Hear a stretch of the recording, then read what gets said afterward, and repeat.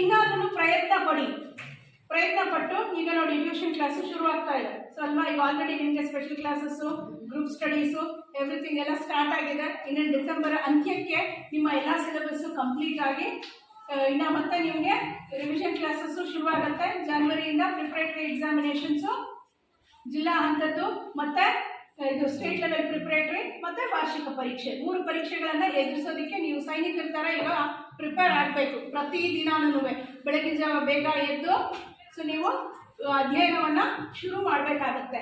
ಅರ್ಥ ಆಗ್ತಿದೆಯಲ್ಲ ಮಕ್ಕಳ? ಸೊ ನೋಡಿ, ವಿದ್ಯೆ ಇಲ್ಲದವನು ಬೇರೆ ಯಾವುದೂ ಮಾಡಲ್ಲ. ಯಾವ ದೇವಸ್ಥಾನದ ಅಡಿಯಲ್ಲಿ ಇರುವಂತಹ ಸಂಘಗಳು ಯಾರು ಇಂಥ ಕೆಲಸ ಶಿಕ್ಷಣ ಕೊಡ್ತಾ ಇದ್ದಾರೆ, ಮತ್ತೆ ಯಾರಾದ್ರೂ ವಿದ್ಯಾಭ್ಯಾಸ ಮಾಡಿದ್ರೆ ಕೊಡ್ತಾರೆ. ಎಮರ್ಜೆನ್ಸಿ ಲೋನ್ ನಾನು ಕೂಡ ತಗೊಂಡಿದ್ದೀನಿ. ಇನ್ನು ಮಾಮೂಲಿ ಅವ್ರಿಗೆ ಎಷ್ಟೊಂದು ಕಷ್ಟ ಇರ್ಬೋದು. ನಾವಿಬ್ರು ಕೂಡ ಎಂಪ್ಲಾಯ್ ಆದ್ರೂ ಕೂಡ ನಮ್ಮ ಮಕ್ಕಳಿಗೆ ಓದಿಸೋವಾಗ ಫೀಸ್ ಕಟ್ಟೋ ಕಷ್ಟ ಆದ್ರೆ ಇಮಿಡಿಯೇಟ್ ಆಗಿ ಎಮರ್ಜೆನ್ಸಿ ಲೋನ್ ಕೊಡ್ತಾರೆ 25,000. ನಾನು ಅದೇ ಲೋನ್ ಅಂತ ಇಟ್ಕೊಂಡು ನನ್ನ ಮಕ್ಕಳಿಗೂ ಫೀಸ್ ಕಟ್ತೀನಿ. ಅಂತ ಅದ್ಭುತ ಕಾರ್ಯಕ್ರಮಗಳನ್ನು ಮಾಡ್ತಾರೆ. ಇವತ್ತಿನ ಕಾರ್ಯಕ್ರಮಕ್ಕೆ ಬಂದ್ರೆ 3 ತಿಂಗಳು SLC ಮಕ್ಕಳಿಗೆ ವಿಶೇಷ ತರಗತಿ. ಯಾರಾದ್ರೂ ಬೇರೆ ಸದಸ್ಯರುಗಳು ಇದ್ರೂ ಕೂಡ ಅದರ ಇದರೆ ತಗೊಳ್ಳೋದಿಕ್ಕಾಗಲ್ಲ ಅವ್ರ ಕೈಯಲ್ಲಿ ಅಂತ ನಿರಗತಿಕರು ಅಂತವ್ರು ಇದ್ದಾರೆ ಅಂತಂದ್ರೆ ಬೇಕಾದ್ರೆ ಆಯ್ಕೆ ಮಾಡಿಕೊಟ್ರೆ ಯಾರಾದ್ರೂ ಸರಿನೇ ನೀವು ಕೂಡ ವಿದ್ಯಾರ್ಥಿಗಳು ನಿಮಗೂ ಕೂಡ ಹೋಗೋ ಕಡೆ ಕಾಣಿಸ್ತಾರಲ್ಲ,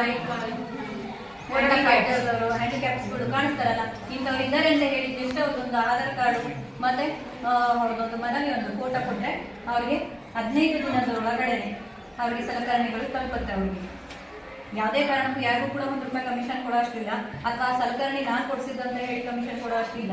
ನಮ್ಮ ನೇರವಾಗಿ ನಮ್ಮ ಧರ್ಮಸ್ಥಳದಿಂದನೇ ಬಂದು ಅವರಿಗೆ ಕೊಡ್ತಾರೆ. ಮತ್ತು ಮಹಾಶಾಸನ ಅನ್ನೋದು ಕೂಡ ಟ್ರೇಡಿಂಗ್ ಹೊಂದಿದೆ. ನಿರ್ಗತಿಕರು ಯಾರು ನೋಡ್ಕೊಳಕ್ಕಾಗದೇ ಇರೋದು. ನಾವು ಇವತ್ತು ಬೇಕಾದ್ರೆ ಒಂದು ರೋಡಲ್ಲೇ ಇರ್ಬೋದು, ಒಂದು ದಾರಿಲೇ ಇರ್ಬೋದು, ₹5 ₹10 ಕೊಟ್ಟು ಒಂದು ಇದು ಮಾಡ್ಬೋದು, ಇಲ್ಲ ಒಂದು ಟೈಮ್ ಊಟ ಕೊಡಿಸ್ಬೋದು. ಆದರೆ ನಮ್ಮ ಧರ್ಮಸ್ಥಳ ಸಂಸ್ಥೆಯಿಂದ ಪ್ರತಿ ತಿಂಗಳೂ ಅವ್ರಿಗೆ 1,000 ಅವ್ರೇನು ಮಾಡಬೇಕು, ವರ್ಷಕ್ಕೊಂದ್ಸತಿ ರಿನ್ಯೂವಲ್ ಮಾಡಿಸಿದ್ರೆ ಸಾಕು. ಅವ್ರಿಗೆ ಅಂದರೆ ಜೀವಂತ ಅವಧಿ ಇರೋವರೆಗೂ ಕೂಡ. ಈಗ ಗೌರ್ಮೆಂಟ್ ಸರ್ಕಾರ ಹೇಗಾಗಿದೆ ಅಂದರೆ ಇವತ್ತು ಮಂತ್ ಕೊಟ್ಟರೆ ಇನ್ನೊಂದು 2 ಮಂತಲ್ಲಿ ಇರೋದಿಲ್ಲ. ಆದರೆ ನಮ್ಮ ಧರ್ಮಸ್ಥಳ ಸಂಸ್ಥೆಯಲ್ಲಿ ಹಾಗಿಲ್ಲ. ಪ್ರತಿ ತಿಂಗಳೂ ಅವರಿಗೆ ನೇರವಾಗಿ ಅಕಸ್ಮಾತ್ ಅವ್ರು ಇಲ್ಲ ಅಂದರೂ ಕೂಡ ನಮ್ಮ ಮುಖಾಂತರ ನಾವು ಎಚ್ಚರಿಸ್ತಾರೆ. ಅವ್ರಿಗೆ ಮಾಶಾಸನ ತಗೊಂಡಿಲ್ಲ ಹೇಳಿ ಅವರಿಗೆ ಕೊಡಿಸಿ ಅಂತ ಹೇಳಿ ಎಚ್ಚರಿಸ್ತಾರೆ. ಆ ಥರದ್ದೆಲ್ಲ ಕೂಡ ನಮ್ಮಲ್ಲಿದೆ.